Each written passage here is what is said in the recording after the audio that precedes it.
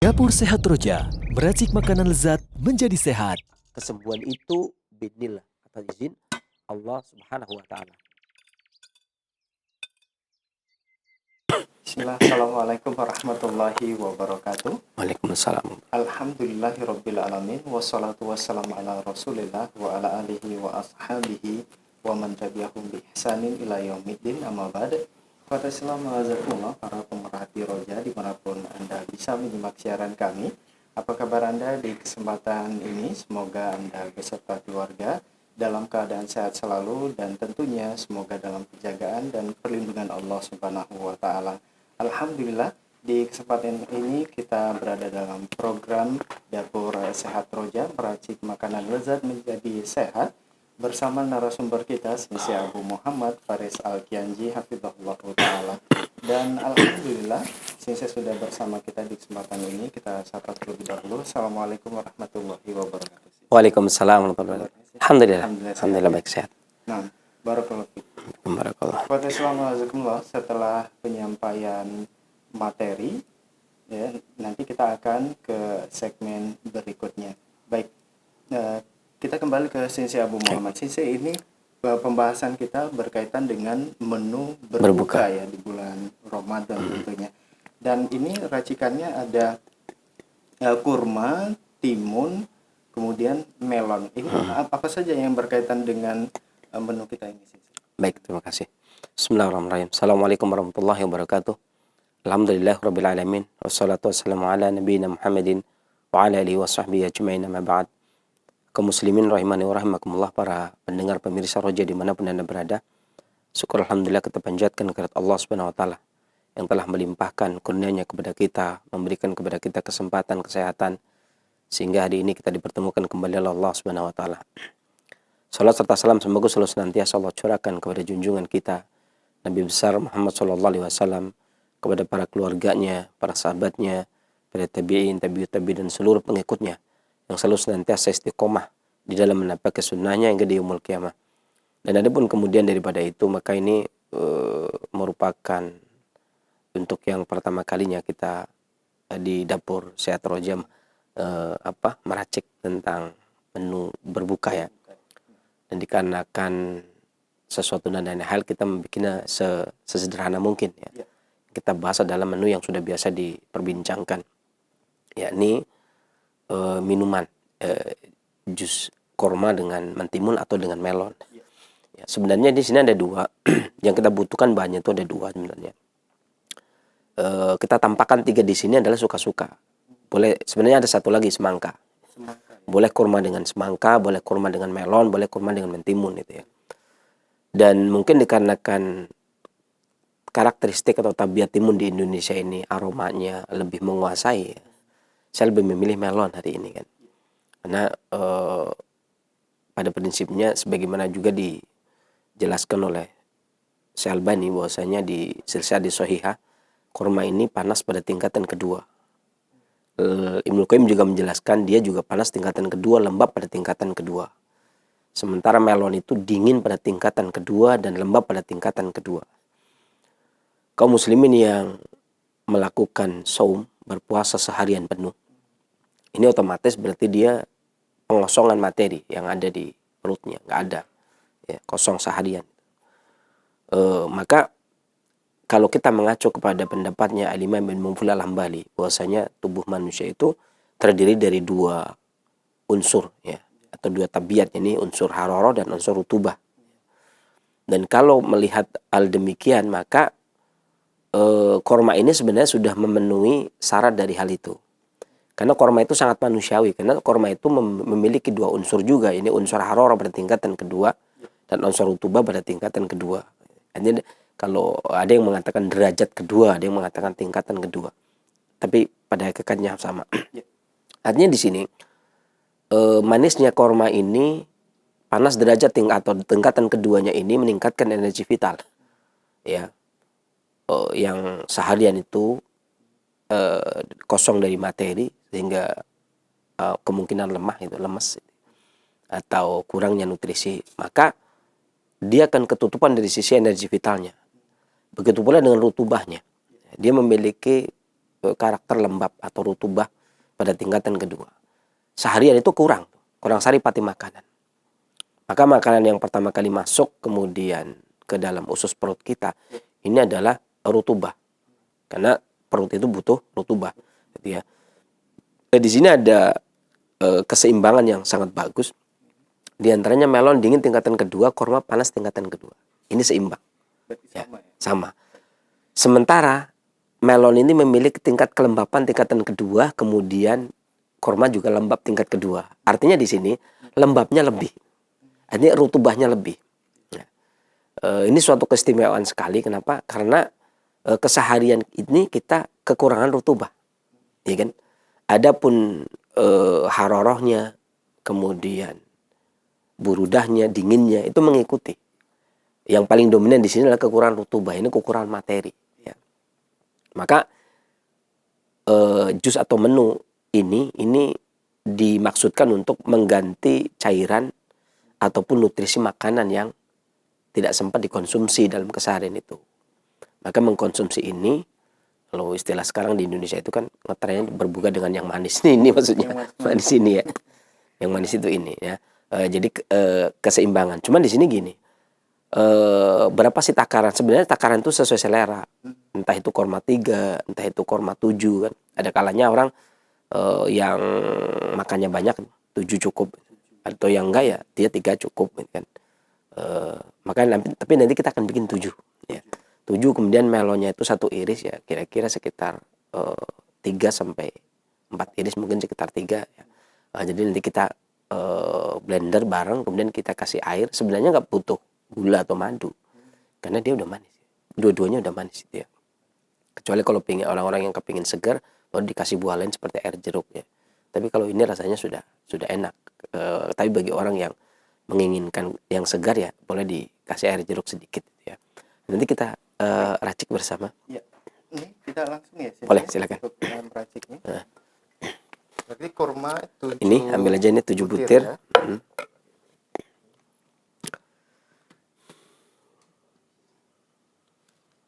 Langsung 7 ya.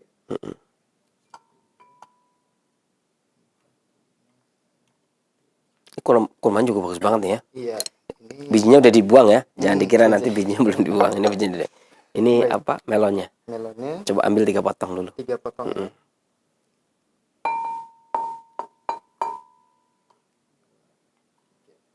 Cukup? Ya, cukup insyaallah. Kemudian kasih air sekitar setengah gelas. Ya. Hop, dah cukup Ya, ya. Kemudian kita blender. Kita giling. Tapi bagi yang suka manis nggak apa-apa sih kalau di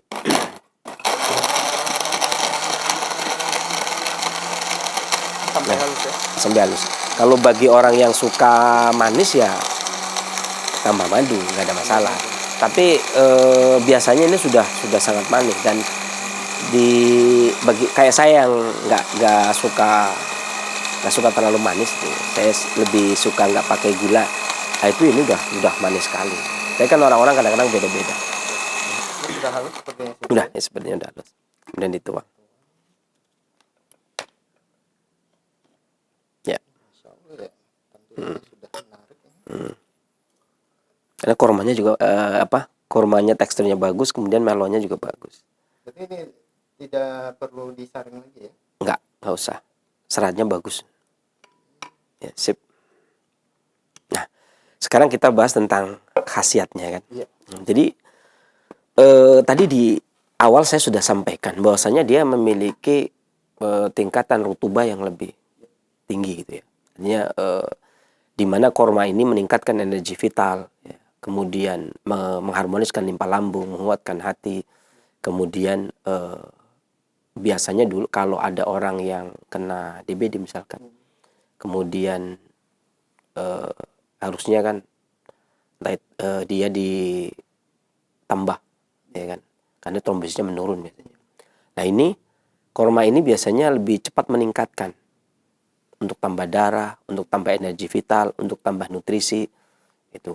Jadi kemudian ditambah dengan melon, maka dia memiliki khasiat untuk mengharmoniskan antara perut dengan hati, antara perut dengan organ lain. Sehingga bagi orang yang keseharian sahat dalam satu hari itu lemah, kayaknya puasa ini nyampe apa enggak nih? Nyampe apa enggak itu ya. Makanya cukup menjadi nutrisi itu.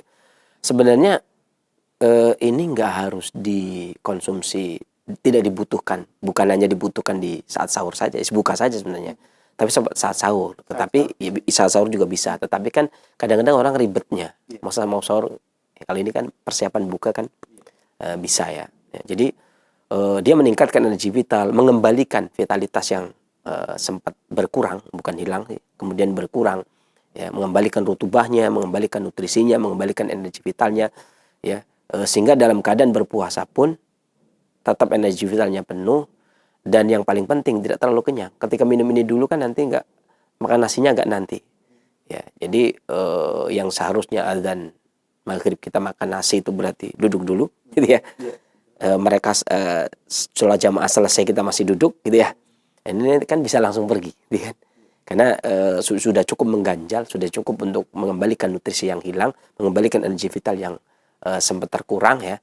Kemudian bisa beraktivitas beribadah, kemudian makannya bisa ditunda. Dan ini tidak membuat seseorang kekurangan nutrisi dan tidak membuat juga seseorang kekurangan energi vital. Sehingga satu gelas, sebenarnya 3/4 gelas cukup.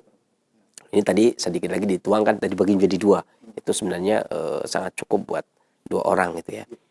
Dan inilah menu untuk berbuka puasa untuk mengembalikan stamina, energi vital dan nutrisi yang berkurang dalam keseharian di saat berpuasa. Demikian.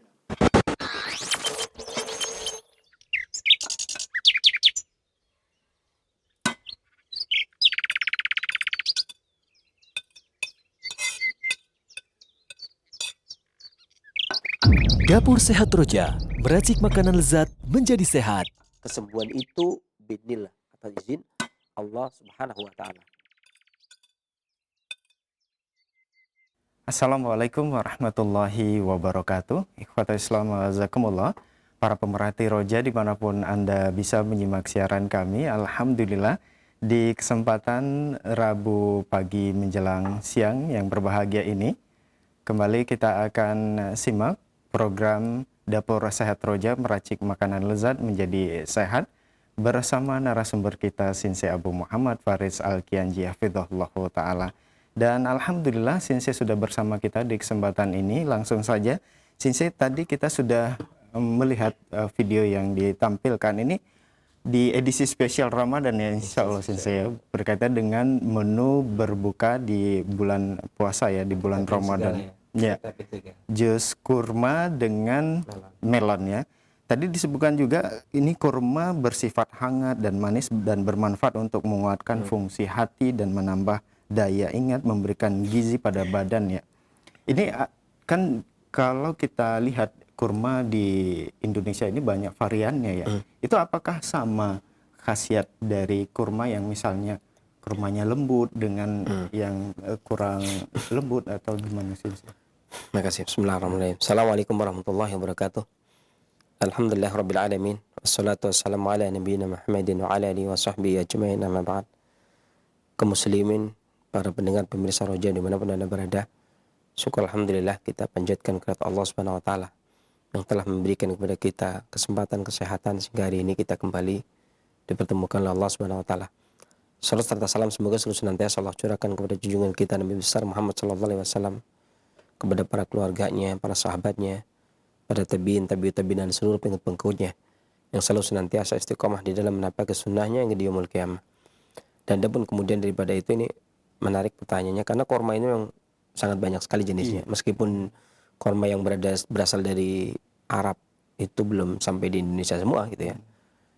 Saya punya catatan korma itu ada berapa? 26 jenis kurma gitu kan, dari berbagai daerah. Ada Qasim, ada Madinah, ada macam-macam gitu ya. Dan rata-rata hampir boleh dikatakan kurma ini memiliki kesepakatan. Artinya karakteristik kurma ini disepakati gitu ya. Tentunya berbeda lagi dengan jenis kurma Cina misalkan. Cina kan punya kurma juga, tapi ya beda kurmanya ya. sering dijadikan obat, yang nggak dijadikan makanan. Kalau makanan yang biasanya ya kurma ini ya. Dan yang ada di Indonesia ini memang bertahap datang gitu ya. Dan ini sekarang sudah cukup bagus, ada Sukari gitu kan, yang kemarin tadi kita pakai gitu kan. Iya, betul. Kemudian ada Khalas gitu. Dulu Tunisia aja udah keren sekali gitu, ada tangkai gitu ya, kurma itu. Jadi sekarang udah mulai banyak kurma berdatangan dan sudah kita bisa menikmati kurma layaknya orang Arab menikmati kurma. Kurma yang orang di Arab itu ada, di sini juga dinikmati ada juga gitu ya. Dan pertemuannya, formulasinya ya, atau penyeimbangnya itu sebenarnya nggak mesti melon, gitu ya. Sebenarnya bisa mentimun, bisa semangka. Cuman kemarin kita perhitungannya itu kalau mentimun Indonesia itu kan aroma mentimunnya menguasai gitu kan. Iya. Jadi kalau kurma itu kita pertemukan dengan mentimun itu, ya kita kayak makan timun rasa manis gitu kan. Jadi karena kurma itu kan nggak ini apa, nggak berbau gitu kan. Iya. Nggak ada aromanya gitu kan, jadi kalah jauh. Sementara kalau melon ya memang punya aroma khas, tetapi ya nggak setajam timun. Timun itu kan jarak agak jauh aja kita dapat. Nah, mau semangka, mau melon, mau timun, ini ada beberapa. Jadi karakteristiknya kalau kurma itu panas pada tingkatan kedua, kemudian lembab pada tingkatan kedua, ya. Kemudian juga timun itu dingin pada tingkatan kedua, kemudian lembab pada tingkatan kedua. Ya. Ketika dikolaborasi ada terjadi perbedaan pendapat. Ada yang mengatakan manis netral, ya. Ada yang mengatakan manis sejuk. Ya. Jadi manis sejuk. Karena manis di sini kan lembabnya lebih dominan. Karena timun juga lembab, kurma juga lembab gitu ya. Cuman melon itu lembab, kurma juga lembab. Cuman sisi yang penyeimbang adalah kurma itu hangat, kemudian melon itu sejuk atau dingin. Jadi ketika dia bertemu, maka sebagian besar para ahli kesehatan klasik mengatakan kalau formulasi ini itu disebut memiliki tabiat manis sejuk, gitu ya. Di mana fungsinya adalah menguatkan fungsi organ tubuh, kemudian juga energi vital dan darah. Menguatkan energi vital, kemudian darah, karena rutubahnya tadi, lembabnya tadi. Ini indikasi utama. Adapun secara umum khasiatnya ketika terjadi perpaduan ini, ya, ketika dipisah, kurma ini bersifat hangat dan manis, jadi hangat dan lembab. Dan dia bermanfaat untuk menguatkan fungsi hati, kemudian menambah daya ingat, gitu ya.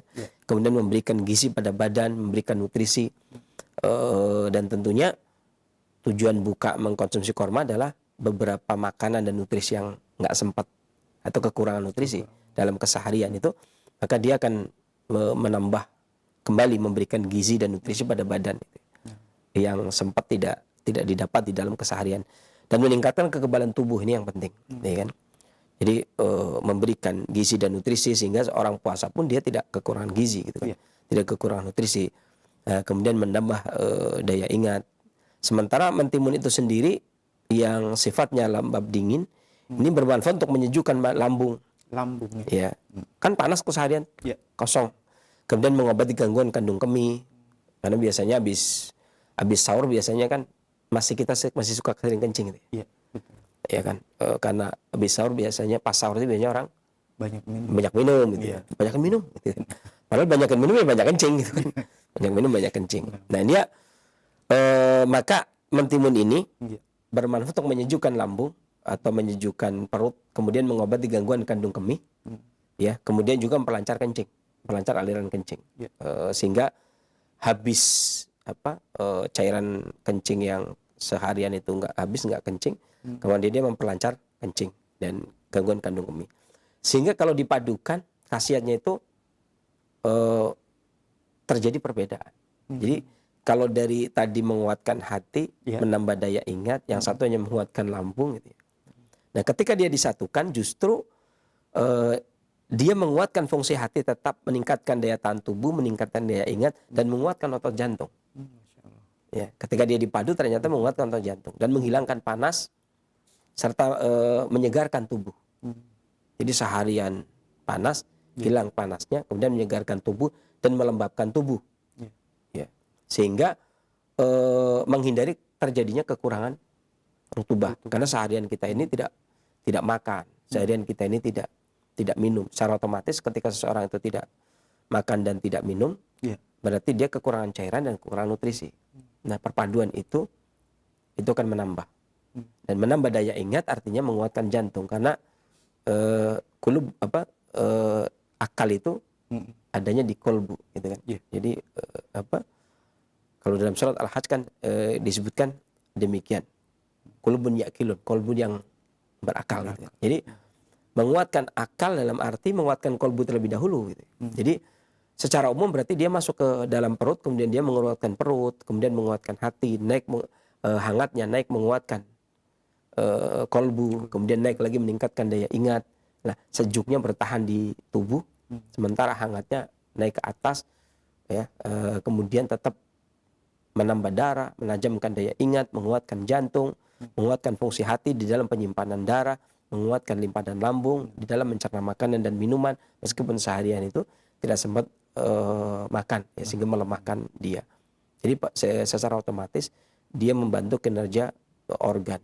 Bahkan sebenarnya bukan cuman orang berpuasa seharusnya, orang diet pun sangat butuh, kan. Kalau dia tidak, seseorang yang mengurangi makan, pokoknya seseorang yang mengurangi makan sebenarnya dia butuh asupan ini. Kurma bertemu dengan mentimun, atau kurma bertemu dengan semangka, atau kurma bertemu dengan melon, agar walaupun dia diet tidak makan, dikurangi makannya, dikurangi makan tapi tidak kurang nutrisi, dikurangi makan tapi tidak kekurangan gizi.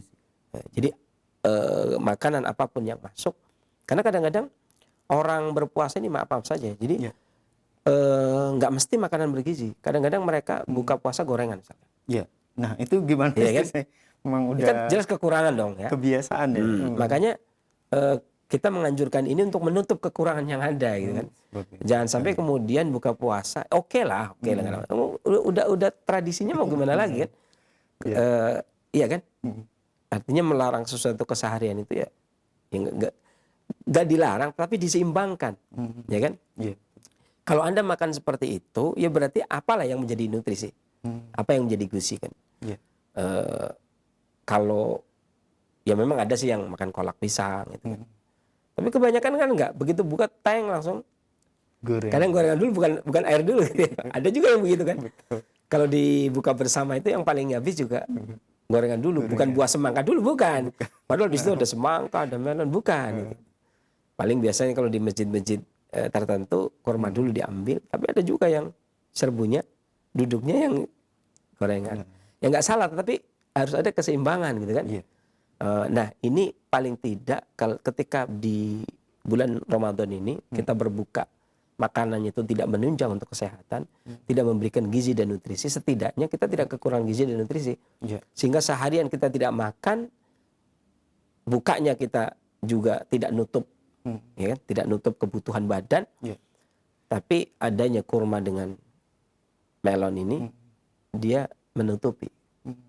Terutama bagi orang-orang yang lagi diet, ini juga ketutup kekurangannya. Cukup darahnya, cukup energi vitalnya, kemudian menguatkan beberapa organnya, ya seperti jantung, hati, kemudian limpa lambung, organ-organ yang utama, di mana limpa lambung itu organ utama untuk mencerna makanan. Jantung itu sumber panas untuk pertahanan tubuh dan mengirim panasnya untuk digunakan untuk mencerna makanan juga.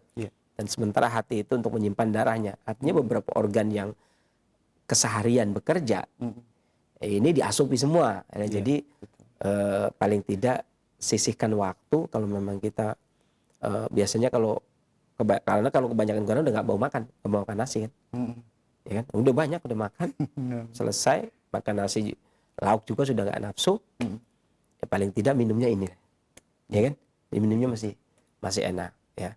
Demikian.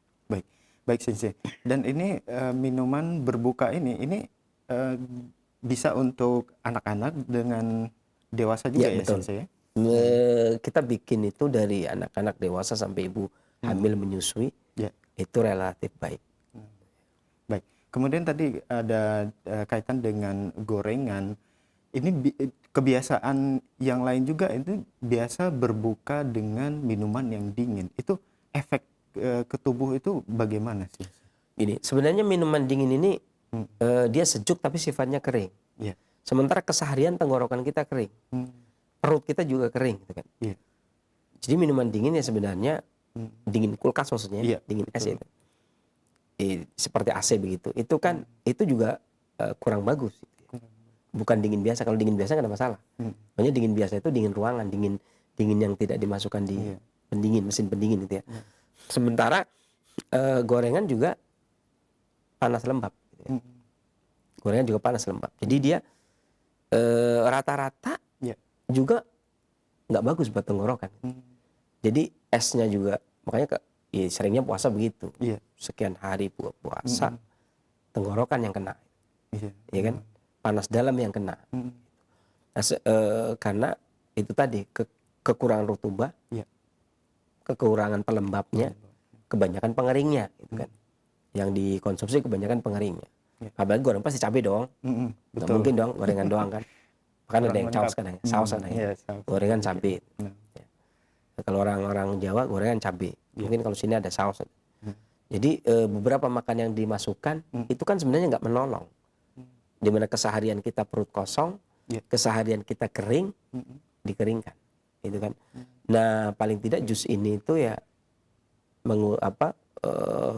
memberikan asupan kelembapan yang hilang atau kelembapan yang tidak kita dapatkan di keseharian tersebut. Baik, Sensei. Kemudian berkaitan dengan buah yang selanjutnya itu melon ya, Sensei ya. Melon yang digunakan tadi adalah melon yang golden, yang ini kuningnya. Itu kalau yang melon yang sebenarnya melon biasa nggak ada masalah. Nggak masalah juga. Jadi itu suka-suka ya. Kalau kita suka melon biasa juga bagus. Aroma juga harum gitu ya. Cuman mungkin ketemunya di warna ya. Jadi kalau orang yang pakai melon kuning itu warnanya kayak apa gitu ya. Melon yang biasa itu warnanya kayak apa gitu kan. Begitu pula ketika ketemu dengan semangka itu juga warnanya seperti apa. Ya memang ini kan tadi kita bikin 3 itu bikin skala kecil ya. Kalau satu keluarga ada suami ada istri ya nggak mungkin dong. Ya. Ada anak-anak gitu kan. Mungkin bikinnya skala besar. Kayak kemarin ketika kita syuting taping aja, sehabisnya yang banyak langsung dijus semua. Kalau untuk kru kan nggak cukup kan segitu kan. Tiga itu kan nggak cukup kan, tapi yang banyak. Gitu. Ya, memang bagusnya sih memang kalau bisa 7, kemudian melon itu bisa 7, satu potong itu. Ya, satu biasa atau iris biasa itu, yang ukuran sedang biasa. Kemudian dimasukkan kalau habis 1 orang. Tapi biasanya kalau itu enggak. Ya kan, kalau gorengan 10 habis itu susu itu jus itu kadang-kadang susah untuk dihabiskan. Baik Sensei. Ini berkaitan dengan pada saat seorang melakukan ini saum ya, di dekat-dekat pada saat sore hari itu memang terasa letih, kemudian haus. Itu tips untuk supaya tidak cepat ini bagaimana Sensei? Sebenarnya menu berbuka tadi, menu berbuka tadi, ini sebenarnya menghilangkan haus. Ya, kemudian juga karena dia memberikan nutrisi pada darah, memberikan cairan, kemudian memberikan energi vital, mengembalikan kembali stamina yang hilang. Adapun menu sahur kali nanti ya, bagaimana agar keseharian itu tidak kehausan gitu. Ya, mungkin nanti insya Allah pekan depan ya, ya kita bahas bagaimana agar stamina tetap oke dan tidak haus di sepanjang puasa. Walaupun ujung-ujungnya nggak enak karena yang namanya puasa itu biasanya menahan haus dan lapar. Kalau nggak haus nggak lapar ya nggak seru juga. Kadang-kadang begitu. Baik Sensei, jazakallah khairan atas penyampaian materi yang sangat bermanfaat sekali di kesempatan ini. Nah, ikhwatal Islam wa jazakumullah, saatnya kami membuka sesi tanya jawab. Silakan bagi Anda yang ingin bertanya seputar kesehatan atau keluhan penyakit di halo. Ya. Assalamualaikum warahmatullahi wabarakatuh. Waalaikumsalam warahmatullahi wabarakatuh. Ummu Abdillah di Mamojo ya? Iya. Silakan. Pertanyaan saya Sensei, beberapa di luar tema ini. Beberapa hari yang lalu tiba-tiba tangan sebelah kiri saya mulai dari pangkal ketiak itu pertama di situ, lama-lama turun sampai ke siku. Nah sekarang ketika digerakkan itu sensei seakan-akan ada uratnya tertarik-tarik begitu. Kalau bagaimana ya, sakit lah sensei begitu. Masih sampai sekarang Ibu? Iya masih sakit. Ya. Baik. Jazakallahu khairan. Assalamualaikum warahmatullahi wabarakatuh. Waalaikumsalam warahmatullahi wabarakatuh. Ya. Tafadhol sensei. Keluhan seperti itu sebenarnya ada beberapa makanan yang sebenarnya harus dihindari. Di antaranya kayak jeroan, otak, kikil, kemudian kol. Ini termasuk makanan yang berat untuk dicerna. Biasanya ada memicu, kemudian tertimbun, dan peredaran darah dan energi vital itu tidak bisa mengalir tapi terhambat. Adapun makanan yang bisa sesimpelnya, ibu bisa menggunakan 1 ibu jari temulawak kemudian diparut, seduh pakai air setengah gelas kemudian diminum mau tidur. Ya, kalau untuk penjagaan saja, kalau memang berat masih nyeri maka bisa digunakan bangun tidur mau tidur. Tapi kalau sudah enggak maka cukuplah ketika mau tidur saja. Demikian, mudah-mudahan Allah angkat penyakitnya dan bermanfaat bagi para pendengar dan pemirsa yang lainnya selanjutnya. Baik, jazakallah khairan sensei atas jawaban yang disampaikan. Semoga bermanfaat untuk penanya Umu Abdillah yang berada di Mamuju, Sulawesi. Nah, ikhwatas Islam azakumullah, silakan bagi Anda yang ingin terhubung bersama kami. Halo. Ya. Halo. Assalamualaikum. Waalaikumsalam. Dengan Ibu siapa di mana? Ini dengan Rina di Jambi. Silakan Ibu. Iya, ini saya mau nanya. Ini kan saya ada sakit GERD, sakit MA. Itu untuk buka, untuk sahur, sama yang herbalnya apa ya? Makasih. Assalamualaikum. Waalaikumsalam warahmatullahi wabarakatuh. GERD ini lambung ya? Lambung. Baik. Jadi sebenarnya ada 2 jenis secara umum itu ada 2 jenis. Ya. Dan saya juga sebenarnya udah bahas di Radio Roja ya, bagaimana mengatasi. Bahkan saya sempat membuat menunya kalau nggak keliru. Menu buka dan sahur bagi orang yang memiliki gangguan lambung GERD atau MAH itu ya. Karena biasanya ada 2 hal ya. Ada yang tidak tahan asam, ada yang tidak tahan pedas. Ada yang dua-duanya nggak tahan. Gitu ya. Ada yang dia doyan pedas tapi nggak tahan asam. Ada yang dia doyan asam tapi nggak tahan pedas. Dan ada yang dua-duanya. Ya, tentunya secara umum menghindari yang paling tidak tahan. Karena kata Al-Imam Ibnu Qayyim, salah satu kaidah menjaga kesehatan yang kedua adalah al-himi adil mudi, menjaga diri dari perkara-perkara yang kalau dikonsumsi kemudian akan membuat kita sakit gitu ya. Jadi kalau memang kadang-kadang dia dulu beredar beberapa statement tentang semua seseorang itu sakit apapun itu tidak ada pantangan. Jadi belakangan tahun-tahun berapa itu, tahun 97-an kalau nggak keliru, tahun 97-an itu keluar statement nggak ada pantangan. Jadi walaupun seorang sakit apapun sebenarnya nggak ada yang dipantang. Selama itu halal maka nggak ada yang dipantang. Maka jelas ini bukan berasal dari pengobatan lama, tapi pengobat mungkin ide ini muncul hal yang baru, kesimpulan-kesimpulan sendiri gitu ya. Karena Al-Imam Ibnu Qayyim pun menegaskan salah satu kaidah menjaga kesehatan setelah hifdzus shihah adalah al-himi anil mudi, menjaga diri dari perkara-perkara yang kalau dilakukan atau dikonsumsi itu akan menimbulkan sakit. Kemudian dicontohkan juga di sana bahwasanya sahabat Ali ya radhiyallahu anhu ketika habis sakit panas kemudian tidak diperbolehkan mengkonsumsi korma. Oleh Nabi SAW kemudian dianjurkan untuk mengkonsumsi talbinah gitu ya. Talbinah, bubur iya. Waktu mampir di rumahnya Ummu Hani. Artinya ini juga menunjukkan adanya sesuatu yang memang berpantang itu ada. Begitu pula ketika orang yang ada gangguan perut, entah itu MAH atau GERD, entah itu yang nggak doyan asamnya, entah itu yang nggak doyan pedasnya. Karena memang betul, walaupun dulu sempat menjadi hal yang diperbincangkan, sesuatu yang ini bagus tapi kelemahannya di sini, ini bagus tapi kelemahannya di sini. makanan-makanan itu ya. Tapi hari ini itu beberapa makanan, dampak dari makanan itu yang dia tahu manfaatnya. Sekarang banyak orang mengumbar, banyak orang sekali menyampaikan ini manfaatnya ini manfaatnya ini. Tapi dia tidak membahas tentang ini dampaknya begini. Artinya dari sisi hibdu sihahnya, dari sisi anjuran untuk kesehatannya dia tahu. Misalkan coklat untuk ini, udang untuk ini gitu ya. Kol untuk ini. Tahu gitu penjelasannya. Tapi sisi lain ini nggak bagus untuk ini. Ini nggak bagus untuk ini. Contoh misalkan beberapa udang yang banyak, orang yang kena gangguan jantung kemudian sesak, kalau dia mau konsumsi itu akan memicu kesesakan. Tapi secara umum udang bagus. Jadi dari sisi alhimyahnya, dasar berpantangnya, ini yang kadang-kadang kurang. Tapi orang yang sakit biasanya dia tahu. Ya, ini yang sangat disayangkan. Kalau yang pasien yang sakit tahu, tabibnya nggak tahu, ya kan? Iya kan, ini kan payah jadinya. Saya kalau makan ini sakit kaki saya misalkan. Oh enggak apa-apa. Nah, ini jadi kacau jadinya kan. Tapi akhirnya sakit juga gitu kan. Yang jadinya kacau. Makanya harusnya seorang tabib lebih tahu dari pasiennya, dan pasien yang sudah berpengalaman. Artinya pasien berpengalaman itu sakitnya udah lama gitu ya. Kayak lambung itu kan biasanya sakitnya lama. Itu udah pengalaman. Ya, itu yang paling efektif sebenarnya.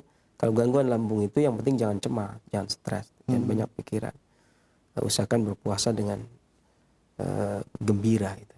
Karena menyambut puasa itu ya gembira nggak harus jingkrak-jingkrak gitu ya. Nangis juga bisa gembira gitu ya. Nantinya. Nah, beberapa hal yang bisa makanan-makanan yang bisa dikonsumsi itu namanya tabiat, Bu. Tabiat itu ada dua kata Imam Bukhari. Ini tabiat bawaan. Bawaan ini dipengaruhi oleh letak geografis daerah kita. Ya, ini berdasarkan musimnya gitu ya. Kemudian juga orang tua kita, makanan yang kita makan gitu ya. Emosi yang didapat dari kedua orang tua. Ini namanya tabiat bawaan. Meliputi semua hal yang kita bawa dari kampung. Ini tabiat bawaan. Yang kedua tabiat kebiasaan. Ya, tabiat kebiasaan itu adalah keseharian kita ini. Kita tiap hari ini makan apa, berasnya dari mana, airnya dari bagaimana gitu ya. Ini namanya tabiat kebiasaan. Nah, orang yang sakit itu sebenarnya kalau dia profesional sakit, artinya sakitnya udah lama dan dia udah tahu, teliti betul. Saya kalau habis makan ini sakit, apalagi lambung, itu jelas banget. Maka apa sih makanan yang paling baik? Sebenarnya makanan yang paling baik adalah yang tidak sensitif bagi lambung. Jadi kita makan, lambung kita nerima. Dan tentunya seperti yang saya katakan tadi, masing-masing orang berbeda. Ada yang saya habis asam urat pun begitu, nggak cuma lambung, asam urat pun begitu. Saya kalau makan kol nyeri lututnya. Oh kalau saya enggak, kalau saya makan kangkung. Oh saya enggak, saya bayam. Oh saya enggak, saya kacang. Oh itu bervariasi. Akhirnya jadilah itu asam urat itu pantangannya, ya kan begitu. Ya kol, ya kacang, ya bayam, ya kangkung gitu kan. Kalau saya otak, oh iya otak, ya jeruan, ya kikil gitu kan. Akhirnya jadikan satu lah tulisannya. Ya, berapa lembar itu kan akhirnya. Padahal itu pengalaman sekian orang. Jadi ada kalanya enggak saya asam urat, tapi kalau kangkung aman-aman saja. Saya juga bayam aman-aman saja. Saya cuman gitu tadi, pengalaman orang ini ditulis. Ini asam urat Anda, iya. Gak bisa makan bayam, iya. Anda kangkung, iya. Ditulis semua jadi satu. Kemudian dikasihkan ke satu orang untuk berpantang. Ya selesai sudah. Jadi semakin lama pantangan itu semakin banyak gitu ya. Nah, padahal setiap orang itu beda. Setiap ya? orang itu beda. Baik. Ada yang saya enggak semua, kecuali nangka. Kalau nangka betul saya. Ah itu berarti dia sendiri dia itu. Jadi Anda berarti saya nggak boleh makan kangkung. Boleh. Ya nggak boleh nangka. Sebenarnya alhimia itu sebenarnya kita masing-masing pasien itu tahu itu. Justru yang susah tabib. Seorang tabib itu butuh kecerdasan dan keahlian, ya, dan keprofesionalannya. Ketika sampai dia tahu betul ini pantangannya apa, ya kan? Karena kalau pasien mah tahu gitu, oh saya mah nggak bisa makan ini, gitu kan? Ya kayak saya tadi penanya, makanan apa yang bagus? Iya yang biasa ibu makan dan lolos gitu kan, lolos seleksi gitu kan? Kan aman. Iya, yang aman kan. Ibu misalkan nggak doyan cabai, ya berarti jangan. Yang berbau cabai jangan. Nggak bisa makan lada, berarti yang berbau lada jangan. Nggak bisa makan jahe, ya berarti yang berbau jahe jangan. Nggak bisa makan yang asam seperti teh, kopi ada asamnya. Ya berarti jangan gitu kan. Oh saya mah tapi kopi jalan, teh masuk. Kan masing-masing begitu. Nah, jadi kalau makanan yang bagus itu sesuaikan dengan tabiat. Ya. Karena kalau dan nanti kalau tabiatnya sesuai dengan fitrah ya insya Allah sehat. Bismillah atas izin Allah. Adapun obat, nah ini barulah obat. Obat yang digunakan itu baru obat yang digunakan untuk menguatkan lambung, entah itu mengurangi asamnya, ya, ataupun untuk mengurangi radangnya. Kalau dari dua sisi. Dan yang ada dua, ibu boleh memilih salah satunya. Bisa menggunakan sayur bening pakai kunci, ya, sayur bening pakai kunci apa temu kunci. Kan ada tuh entah itu kangkung pakai temu kunci, bayam pakai temu kunci. Ini juga termasuk obat. Satu, kedua, atau sayur bening pakai kencur. Jadi kalau orang bagian selatan itu pakainya kencur, namanya tegean. Orang bagian utara itu namanya sayur bening. Itu nggak tahu kalau di sini pakainya sayur bening temu kunci kalau di sini ya. Kalau di agak selatan kayak Cilacap, Purwokerto itu pakainya tegean, berarti pakainya kencur. Gitu. Itu juga aman untuk perut gitu ya. Digunakan untuk perut. Jadi ini lauk ya. Kadang-kadang orang itu lauknya apa? Ya ini. Gitu kan. Ya, saya makan misalkan sayur labu misalkan, atau sayur oseng, baby corn. Itu lauknya apa? Ya lauknya ini. Gitu. Kadang-kadang orang yang namanya lauk itu harus apa? Ikan. Adapun ikan itu kalau orang yang terkena gangguan perut itu yang aman dan nyaman pilih satu di antara dua, boleh lele boleh gurame. Boleh lele boleh gurame. Cuman kalau gurame saya sarankan jangan tiap hari. Karena mahal itu. Ya, harganya lumayan. Kalau orang kaya nih, serah lah ya. Jadi gurame itu ya dibakar juga enak. Dipepes juga enak, yang enggak enak di duitnya. Ini dia agak sedikit mahal. Itu kalau lauknya itu boleh lah. Gurame itu boleh. Bagus, itu termasuk obat juga. Ya. Adapun ini kan tadi baru membahas makanannya ya. Tapi nanti dipilih yang mana ya. Ibu lebih cocok yang pakai kencur apa lebih cocok yang pakai temu kunci? Lebih cocok gurame apa lebih cocok lele? Gitu kan. Itu nanti sesuaikan dengan tabiat atau kebiasaan ibu. Adapun obatnya ibu bisa menggunakan satu jari kunyit. Kalau ibu tidak tahan pedas pakai umbinya. Pakai umbinya seujung ibu jari. Kalau tidak tahan pedas. Kalau ibu perutnya itu tidak tahan asamnya, itu gunakan rimpangnya. Yang seujung jari telunjuk. Ya, kalau ini harus hafal betul. Kalau yang tidak tahan adalah panas atau pedasnya, yang dipakai umbinya. Kalau yang tidak tahan adalah pedas, yang dipakai umbinya seujung ibu jari. Kalau yang tidak tahan adalah asamnya, yang dipakai rimpangnya, yang bukan yang pokoknya ya, itu seujung jari telunjuk, diparut, kemudian diseduh pakai air setengah gelas, ya, kemudian diminum. Ya, demikian mudah-mudahan Allah angkat penyakitnya dan bermanfaat bagi para pendengar dan pemirsa yang lainnya selanjutnya. Baik. Jazakallah khairan Sensei atas jawabannya. Semoga bermanfaat untuk penanya Ibu Rina yang berada di Jambi. Masih kami buka kesempatan bagi Anda yang ingin berkonsultasi secara langsung. Halo. Assalamualaikum.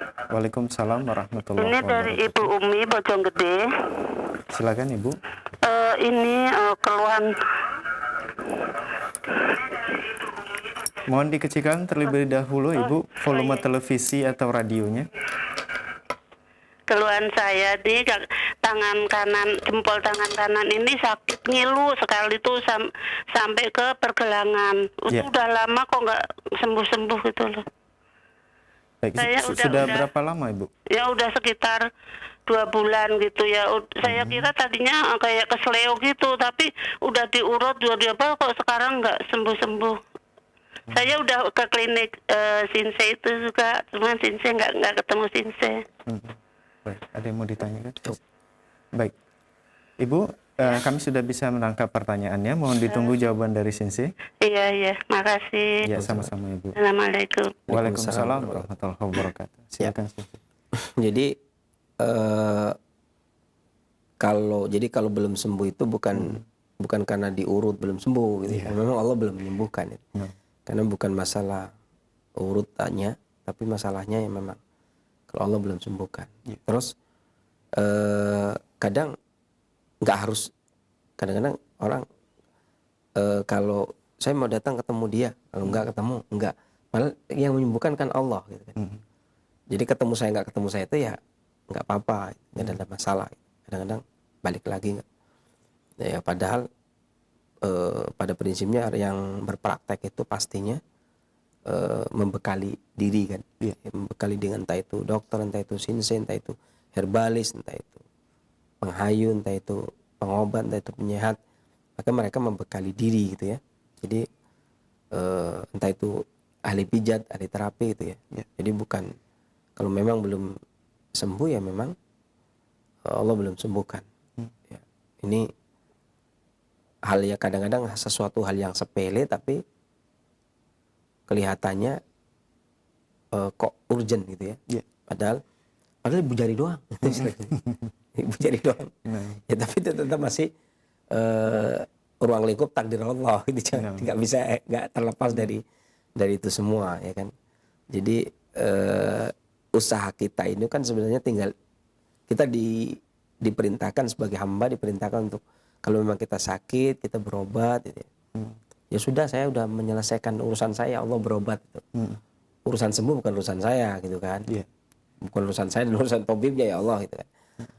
Jadi dan kalau untuk urusan yang hak prerogatif Allah ya biarlah Allah yang ngurusi, karena itu sudah ya saya malah kita kerja usaha, kita makan, apa yang kita lakukan sebagai seorang hamba kita lakukan, ya selebihnya urusan Allah yang memang itu hak prerogatif Allah. Beberapa hal yang ibu bisa lakukan ya sebenarnya kalau orang-orang dulu ya itu gampang sekali ya. Contohnya biasanya mereka banyak menggunakan beras kencur dulu ya. Bahkan dulu ada yang pakai beras kencur kemudian dikasih spiritus kemudian dioleskan. Saya lihat dulu masih kecil itu banyak orang yang melakukan seperti itu ya. Beras kencur kemudian dioleskan. Ya, yang keseleo juga dioleskan beras kencur, itu lebih ringan. Dan kalaupun tidak, maka bisa menggunakan kencurnya saja. Kalau dikawal kan bisa kencurnya saja. Kalau tidak dikawal beras kencur, karena kencur kalau dibiarkan sendirian dia bisa bikin kulit mengelupas kalau kelamaan. Kalau dikasih beras kan berasnya itu sifatnya dingin. Ya, walaupun beras India sifatnya kering. Tetapi beras ini kan sifatnya dingin. Tapi kalau ibu mau parutin kencur kemudian dibalurkan di bagian yang sakit, ya kemudian biarkan sekitar 15 sampai 20 menit, ya. Pokoknya kalau jangan sampai mengelupas. Kalau jahe kan 20 menit udah bisa mengelupas. Kalau kencur masih bisa agak bertahan lama. Ya. Itu setiap mau tidur atau setiap habis mandi, ya. Ibu tinggal pilih. Tapi yang paling efektif adalah ketika mau tidur. Ya, sebelum tidur dibalurin, keparutin kencur dibalurin, kemudian setelah sekitar 15-20 menit dibersihkan baru tidur. Jangan dalam keadaan kotor begini tidur kan, lepotan. Ya, adapun yang diminum ibu bisa menggunakan 3 lembar daun salam, ya. Kemudian dikasih seruas ya, ibu jari lengkuas. Ya, kemudian diparut, ya, kemudian diseduh bersama dengan daun salam yang kering 3 lembar sebanyak sekitar setengah sampai 3/4 gelas, kemudian disaring diminum mau tidur, setiap mau tidur. Demikian mudah-mudahan Allah angkat penyakitnya dan bermanfaat bagi para pendengar dan pemirsa yang lainnya selanjutnya. Baik, jazakallahu khairan Sensei atas jawabannya yang bermanfaat. Untuk penanya Ibu Umi yang berada di Bojonggede. Nah, kita beralih ke pertanyaan melalui pesan singkat di kesempatan ini. Kita awali dari hamba Allah di Jakarta. Assalamualaikum warahmatullahi wabarakatuh, Sensei. Waalaikumsalam warahmatullahi wabarakatuh. Sensei, untuk jenis melon, tadi sudah disebutkan ya, untuk jenis melonnya. Dan ketimun, apakah ini dikupas kulitnya ataukah tidak? Syukron. Kalau mentimun itu sesuai selera, bisa dikupas, bisa tidak. Tapi kalau saya nggak kupas. Dikupas ya. Kalau saya nggak kupas. Kan dicuci bersih Ya, ya. yang penting dicuci bersih. Tapi kalau kan macam-macam ya. Jadi ada yang, kalau saya nggak kupas kalau saya. Tapi kalau menurut saya sih baiknya nggak kupas. Cuman ada orang yang daripada tidak, ada yang nggak doyan, yang nggak dikupas. Itu ada ternyata. Saya dulunya taunya nggak. Taunya ya timun nggak dikupas itu biasa-biasa saja. Tapi ternyata setelah banyak bertemu dengan orang, ternyata ada juga yang nggak doyan timun tanpa tak dikupas. Tak dikupas, ya. Daripada nggak ketemu timun sama sekali ya, Iya. silahkan. Walaupun sebaiknya nggak dikupas bagi yang sudah biasa. Kalau durian kan pasti kupas, Iya. kan? Kalau timun itu boleh lah nggak dikupas. Ya. Kemudian untuk timunnya itu berapa ini sih? Satu yang ukuran Satu ya? ukuran sedang. Sedang. Kalau ada timun yang gede banget. ya. Mm-mm. Karena sebenarnya perbandingannya kan 1:1. Karena tabiatnya itu seimbang. Ya. Sebenarnya kalau 1 on dengan 1 on, karena tabiatnya seimbang. Kalau 1 kilo dengan 1 kilo ya. Ya. Semakin mengecil. Ibaratnya begitulah. 1 kilo dengan 1 kilo, 1 on dengan 1 on, 2 on dengan 2 on. Karena 1:1. Ya, jadi kalau kurmanya itu nggak ditimbang, timunnya nggak ditimbang. Ya belajar pakai feeling lah, belajar pakai hikmah, belajar pakai firasat. Ya kalau kurang pas ya ditambahin timunnya.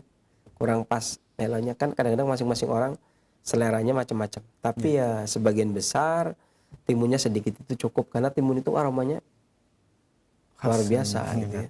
Nah, baik, jazakallah khairan Sensei atas jawabannya. Semoga bermanfaat untuk penanya. Masih pertanyaan melalui pesan singkat kembali dari Umu Kiran di Jakarta. Assalamualaikum warahmatullahi wabarakatuh, Sensei. Sensei, bagaimana khasiatnya jika air kelapa muda diminum saat buka puasa? Kemudian apakah penyebab panas atau gerah saat sholat setelah makan, Sensei? Jazakallah. Ya. Jadi apa sih manfaatnya air kelapa? Yang jelas air itu mengisi kembali sesuatu yang seharian tidak didapat. Dimana orang puasa itu memang kita kehausan. Jadi makanya resepnya itu ya air, ya kan? Mau jus makanya kita tidak meresepkan makan kurma saja, tetapi di jus bareng itu. Karena kebanyakan orang yang ditaksir itu air gitu kan. Karena kita mengikuti tabiat kemauan orang. Lagi haus-haus suruh makan, gitu kan salahnya gitu kan. Makanya kita bagaimana caranya agar tetap ya. Jadi air kelapa kan kita keseharian pun kehilangan cairan, dan kelapa itu mengembalikan cairan yang hilang. Meskipun berbeda dengan kurma dengan melon ya. Karena kurma dengan melon itu ke perut kemudian ke arah atas, sementara kalau kelapa itu ke perut kemudian ke bawah, lebih ke arah ke esensi ginjal gitu ya. Dan sedikit yang naik ke atas lah ya. Artinya nggak sampai seperti kurma mentimun yang sampai ke otak kemudian mencerdas, sampai ke kolbu kemudian sampai ke otak gitu ya, menyejukkan otak. Itu nggak sampai seperti itu gitu ya. Tetapi kalau dari sisi mengganti cairan yang sebenarnya bukan nggak yang hilang ya, yang nggak didapat gitu ya. Kalau yang hilang itu kan kita kehilangan cairan itu kan memang kita tidak mendapati minuman. Kalau ini kan memang kita sengaja ya puasa seharian yang memang kita tinggalkan cairan tersebut kemudian menggantikan ya. Sebenarnya air putih juga sama, seorang yang kekurangan cairan paling efektif minum air gitu ya, entah itu air kelapa, air putih gitu ya. Itu efektif. Kemudian tadi yang kedua penyebab panas atau gerah saat sholat setelah makan sih. Sebenarnya bervariasi ya. Kalau kondisi rutubah atau esensi ginjalnya, jantungnya itu kurang, pasokan dari ginjal, karena jantung itu dominan panas. Ya gampang mudah keringat, mudah panas. Itu biasanya panas jantung yang berlebih. Entah itu panas jantung berlebih itu lemah energi vitalnya, entah itu lemah dikarenakan kurang esensinya, atau kurang darahnya, itu bisa menyebabkan, kan banyak sekali penyebab seseorang habis makan keringatan, banyak sekali. Betul. Artinya jantung tidak kokoh mempertahankan keringat. Itu juga bisa. Dari paru-paru juga bisa. Dari hati bisa, dari limpa bisa secara umum. Tapi walaupun sebagian besar adalah dari tidak kokohnya energi vital jantung mempertahankan keringat. Sebenarnya nggak cuma habis sholat. Habis makan keringatan. Makan juga. Ya kan? Iya. Bukan makan habis itu sholat. Makan aja udah keringatan. Maka kebanyakan orang kalau berbuka, habis buka makan. Habis makan duduk dulu. Nggak bisa langsung sholat. Karena kebanyakan keringatan. Keringat, betul. Apalagi minum air panas. Minum air panas, masakannya panas. Ya kan keringat keluar semua. Ya kan nunggu keringatnya kering. Sholatnya udah selesai. Makanya jangan makan dulu kan. Iya. Makanya nanti setelah sholat itu kan begitu maksudnya. Demikian. Baik. Syukuran Sensei atas jawaban yang disampaikan. Semoga bermanfaat untuk penanya Umu Kiran yang berada di Jakarta. Masih pertanyaan melalui pesan singkat kembali dari Abu Muad di Jambi. Assalamualaikum Sensei. Waalaikumsalam. Sensei, kemarin saya minum jus kurma semangka. Akan tetapi setelahnya saya, mohon maaf, mencret. Kalau boleh tahu apa penyebabnya Sensei? Syukur. Ya. Sebenarnya semangka itu sendiri termasuk salah satu anggota trio hotel ya. Trio hotel itu hampir semua hotel kalau pagi hari itu mesti semangka, melon, pepaya. Gitu ya? Enggak?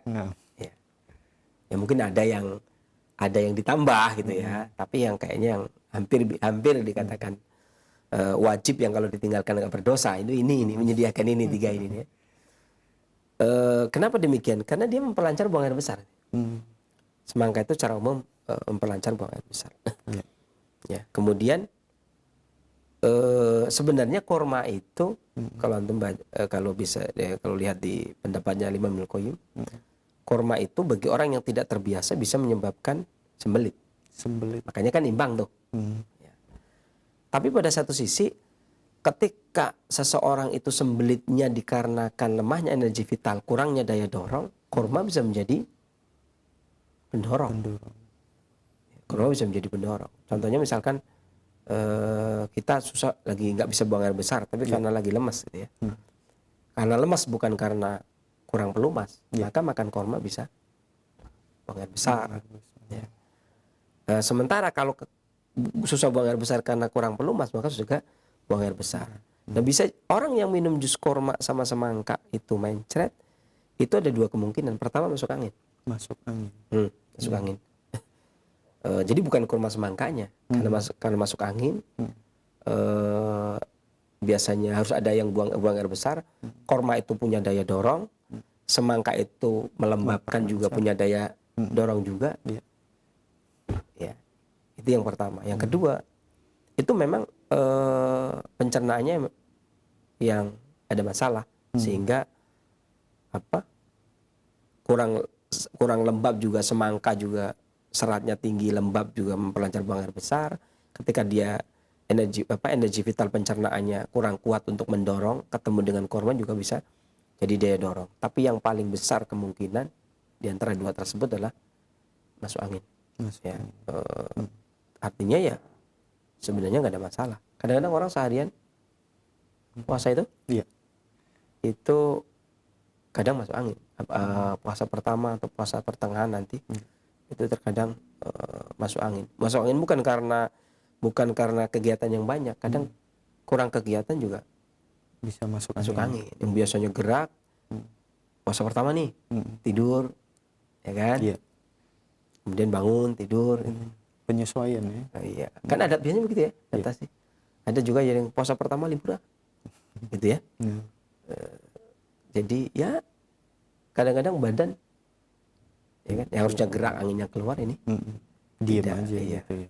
Karena menyiapkan diri untuk lemes. Iya kan? Betul. Padahal kan sebenarnya enggak juga. Iya.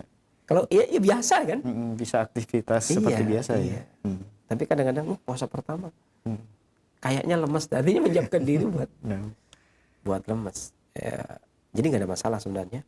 Dan ini pun pernah terjadi hal yang serupa tapi beda dalam hal. Ini ketika Nabi SAW di hadis Abi Sa'id Al-Khudri, ketika ada sahabat yang datang pada Nabi SAW dan ya Rasulullah, sahabat kan sakit perut gitu kan, Ya. minum madu, masih moncor gitu, masih gitu. Ya. Kemudian suruh minum madu.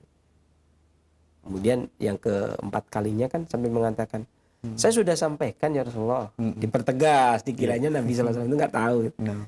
Sudah sampaikan dan dia sudah melakukan, minum madu sudah, tetapi tetap saja masih sakit perut. Ya. Kemudian Rasulullah SAW tetap minum madu. Sodakallah kata jadi ya sodakallah maha benar Allah dan perut saudaramu yang dusta. Gitu. Minum madu yang keempat itu baru baikan. Jadi nggak ada masalah ya dalam permasalahan ini. Jadi ini pun karena obatnya nggak salah. Gitu.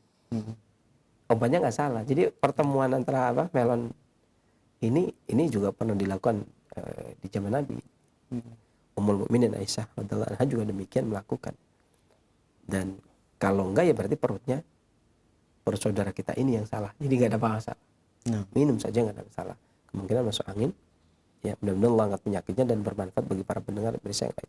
Baik, jazakallah khairan saya atas jawaban yang disampaikan. Semoga bermanfaat untuk penanya. Kita beralih ke pertanyaan melalui pesan singkat kembali dari Ibu Sulniah di Lombok Timur. Assalamualaikum warahmatullahi wabarakatuh. Waalaikumsalam.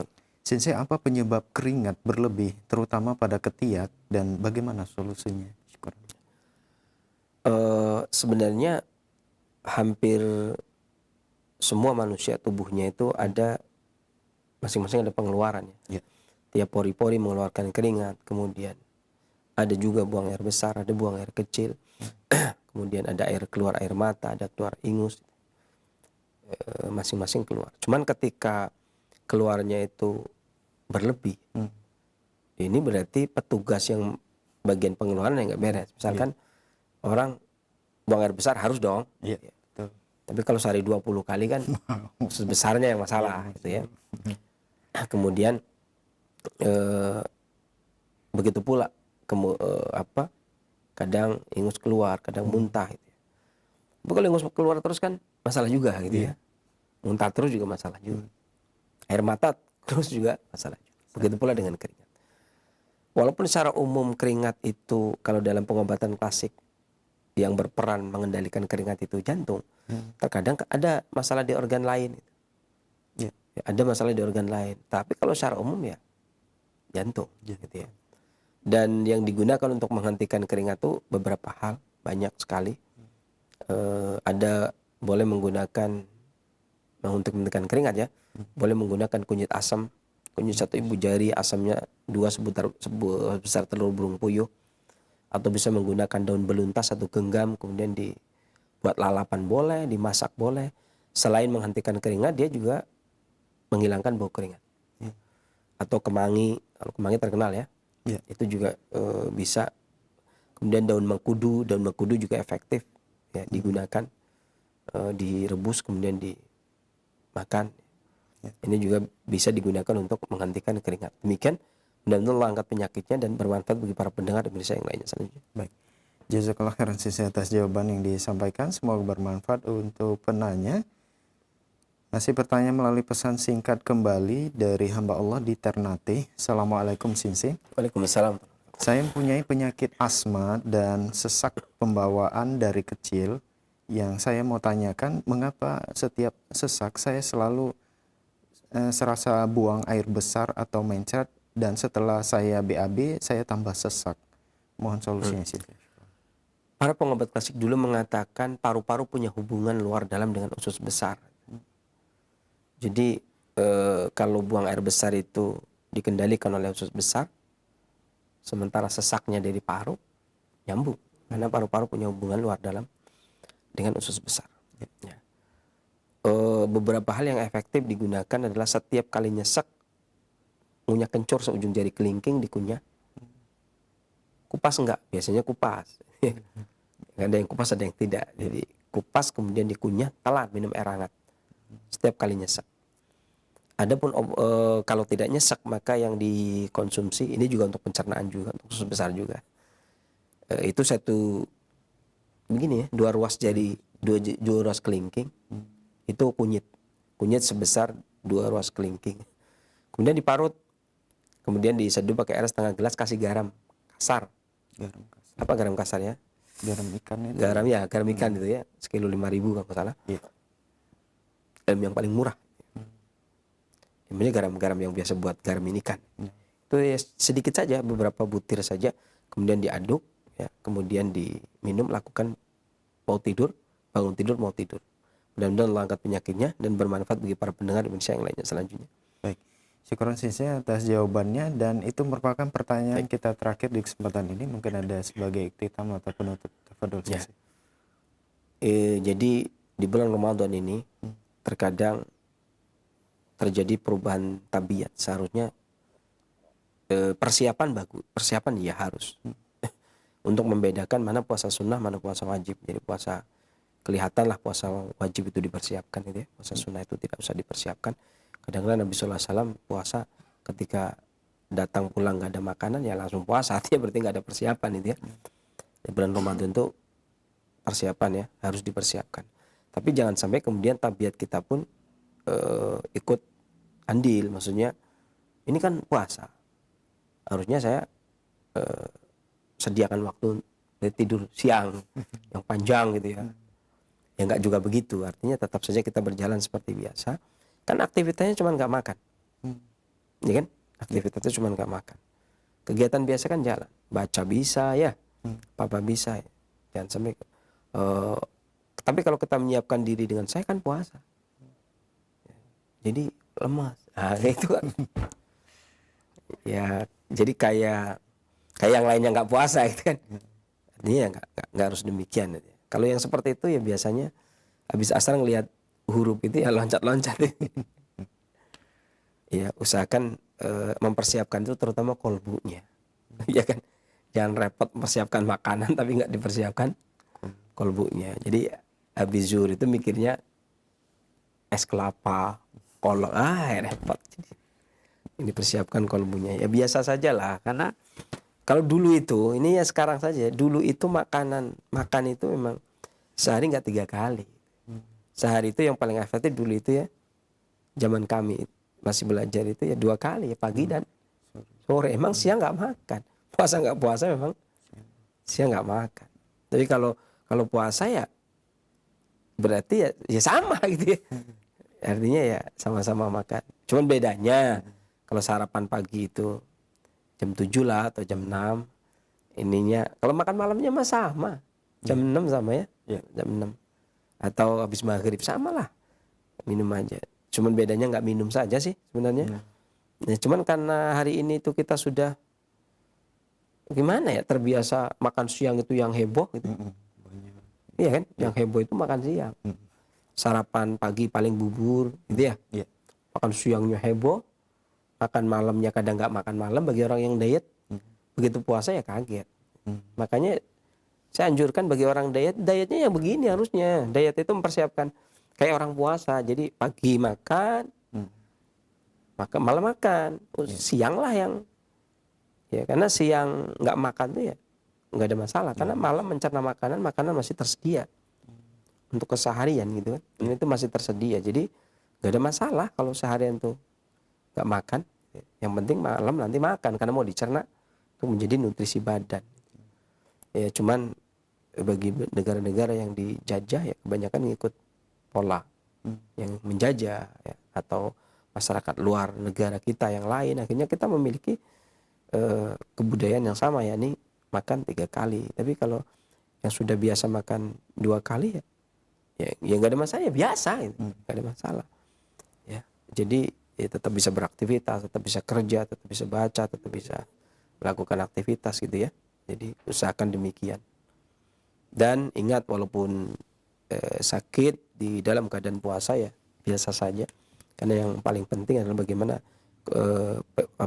penyikapan kita, kolbu kita, menyiapkan diri untuk menyambut bulan Ramadan, bergembira di kolbu kita, bersyukur kita masih mendapatkan Ramadan gitu ya. Bukan heboh mempersiapkan yang untuk perut gitu ya. Karena yang dipersiapkan untuk kolbu, karena untuk akhirat kita, bukan untuk perut yang nantinya dibuang gitu ya. Mudah-mudahan bermanfaat apa yang kita sampaikan ini. Nasihat juga buat diri saya, keluarga dan semuanya. Mudah-mudahan bermanfaat. Saya akhiri. Bila taufiq wal hidayah, alhamdulillah rabbil alamin. Wassalamualaikum warahmatullahi wabarakatuh.